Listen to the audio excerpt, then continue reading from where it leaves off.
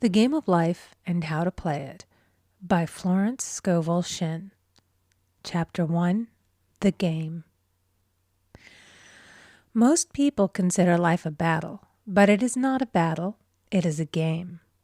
It is a game, however, which cannot be played successfully without the knowledge of spiritual law. And the Old and the New Testaments give the rules of the game with wonderful clearness. Jesus Christ taught that it was a great game of giving and receiving. Whatsoever a man soweth, that shall he also reap. This means that whatever man sends out in word or deed will return to him. What he gives, he will receive. If he gives hate, he will receive hate. If he gives love, he will receive love. If he gives criticism, he will receive criticism. If he lies, he will be lied to. If he cheats, he will be cheated.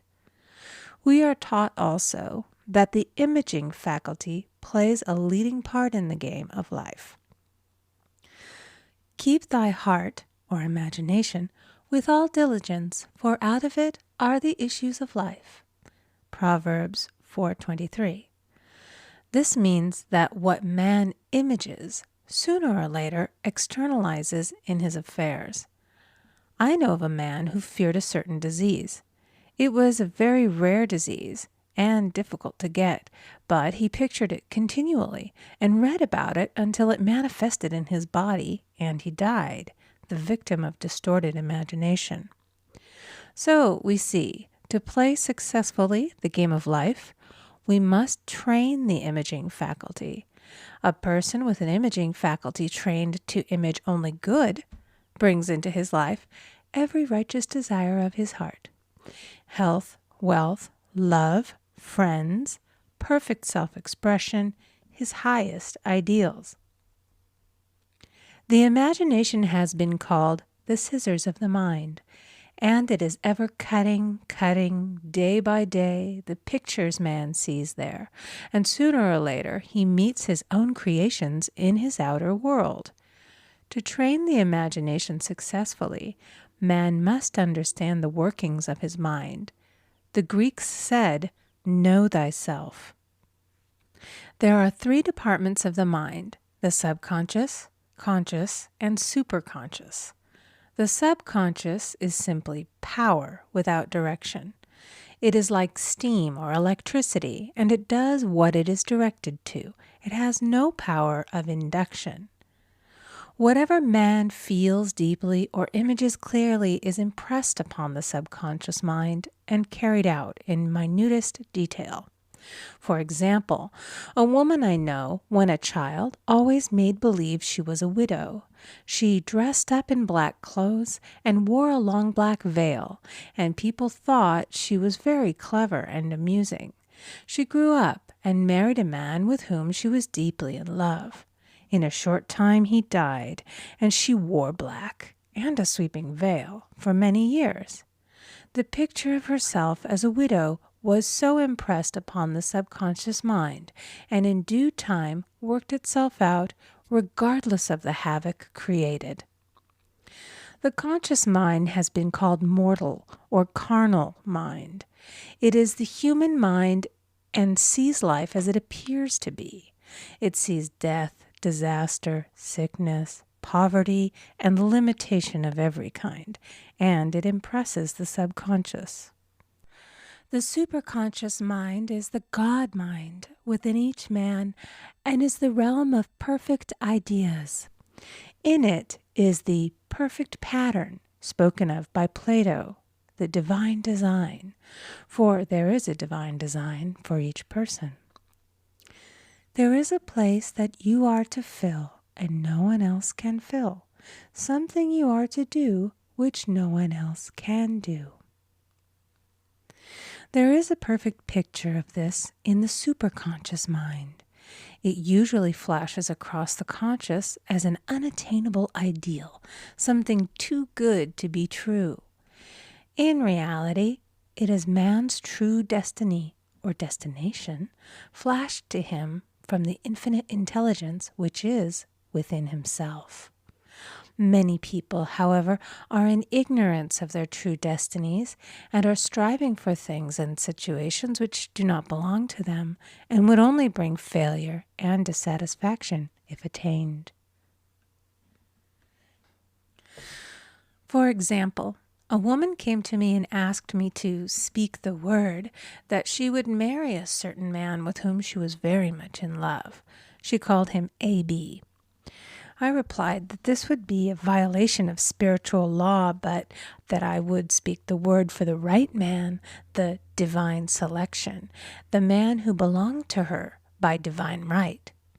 I added, if A.B. is the right man, you can't lose him, and if he isn't, you will receive his equivalent. She saw A.B. frequently, but no headway was made in their friendship. One evening she called and said, "Do you know, for the last week, A.B. hasn't seemed so wonderful to me." I replied, "Maybe he is not the divine selection. Another man may be the right one." Soon after that, she met another man who fell in love with her at once and who said she was his ideal. In fact, he said all the things that she had always wished A.B. would say to her. She remarked, it was quite uncanny. She soon returned to his love and lost all interest in A.B. This shows the law of substitution. A right idea was substituted for a wrong one. Therefore, there was no loss or sacrifice involved. Jesus Christ said, "Seek ye first the kingdom of God and his righteousness, and all these things shall be added unto you." And he said the kingdom was within man. The kingdom is the realm of right ideas, or the divine pattern. Jesus Christ taught that man's words played a leading part in the game of life. By your words ye are justified, and by your words ye are condemned. Many people have brought disaster into their lives through idle words. For example, a woman once asked me why her life was now one of poverty, of limitation. Formerly she had a home, was surrounded by beautiful things, and had plenty of money. We found she had often tired of the management of her home and had said repeatedly, "I'm sick and tired of things. I wish I lived in a trunk." And she added, "Today I am living in that trunk." She had spoken herself into a trunk. The subconscious mind has no sense of humor, and people often joke themselves into unhappy experiences. For example, a woman who had a great deal of money joked continually about getting ready for the poorhouse. In a few years, she was almost destitute, having impressed the subconscious mind with a picture of lack and limitation. Fortunately, the law works both ways, and a situation of lack may be changed to one of plenty. For example, a woman came to me one hot summer's day for a treatment for prosperity. She was worn out, dejected, and discouraged. She said she possessed just $8 in the world. I said, "Good. We'll bless the $8 and multiply them as Jesus Christ multiplied the loaves and the fishes." For he taught that every man had the power to bless and to multiply, to heal and to prosper. She said, "What shall I do next?" I replied, "Follow intuition. Have you a hunch to do anything or to go anywhere?" Intuition means intuition, or to be taught from within. It is man's unerring guide, and I will deal more fully with its laws in a following chapter. The woman replied, "I don't know. I seem to have a hunch to go home. I've just enough money for car fare." Her home was in a distant city and was one of lack and limitation, and the reasoning mind, or intellect, would have said, "Stay in New York and get work and make some money." I replied, "Then go home. Never violate a hunch." I spoke the following words for her. "Infinite Spirit, open the way for great abundance for She is an irresistible magnet for all that belongs to her by divine right." I told her to repeat it continually also. She left for home immediately, and calling on a woman one day, she linked up with an old friend of her family. Through this friend, she received thousands of dollars in a most miraculous way.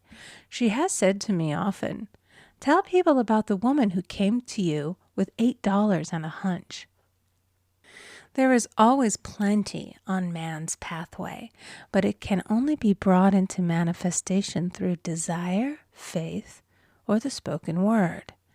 Jesus Christ brought out clearly that man must make the first move. Ask, and it shall be given to you.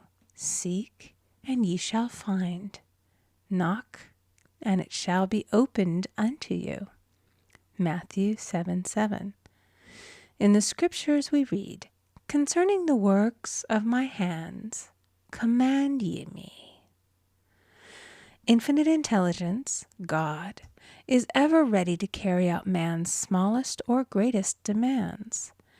Every desire, uttered or unexpressed, is a demand. We are often startled by having a wish suddenly fulfilled.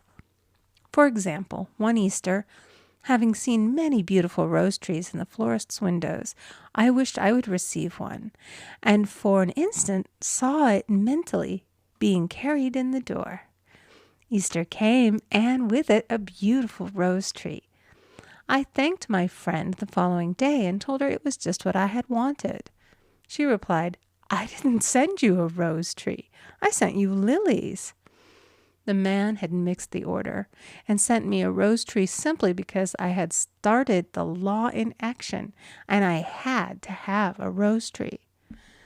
Nothing stands between man and his highest ideals and every desire of his heart but doubt and fear. When man can wish without worrying, every desire will be instantly fulfilled. I will explain more fully in a following chapter the scientific reason for this and how fear must be erased from the consciousness. It is man's only enemy. Fear of lack, fear of failure, fear of sickness, fear of loss, and a feeling of insecurity on some plane. Jesus Christ said, "Why are ye fearful, O ye of little faith?" Matthew 8:26. So we can see we must substitute faith for fear is only inverted faith. It is faith in evil instead of good. The object of the game of life is to see clearly one's good and to obliterate all mental pictures of evil. This must be done by impressing the subconscious mind with a realization of good. A very brilliant man who has attained great success told me he had suddenly erased all fear from his consciousness by reading a sign which hung in a room. He saw printed in large letters this statement: "Why worry? It will probably never happen." These words were stamped indelibly upon his subconscious mind, and he now has a firm conviction that only good can come into his life, and therefore only good can manifest. In the following chapter, I will deal with the different methods of impressing the subconscious mind. It is man's faithful servant, but one must be careful to give it the right orders. Man has ever a silent listener at his side, his subconscious mind. Every thought, every word is impressed upon it and carried out in amazing detail. It is like a singer making a record on the sensitive disc of the phonographic plate. Every note and tone of the singer's voice is registered. If he coughs or hesitates, it is registered also. So let us break all the old bad records in the subconscious mind, the records of our lives which we do not wish to keep, and make new and beautiful ones. Speak these words aloud with power and conviction. I now smash and demolish by my spoken word every untrue record in my subconscious mind. They shall return to the dust heap of their native nothingness, for they came from my own vain imaginings. I now make my perfect records through the Christ within, the records of health, wealth, love, and perfect self-expression. This is the square of life, the game completed. In the following chapters, I will show how man can change his conditions by changing his words.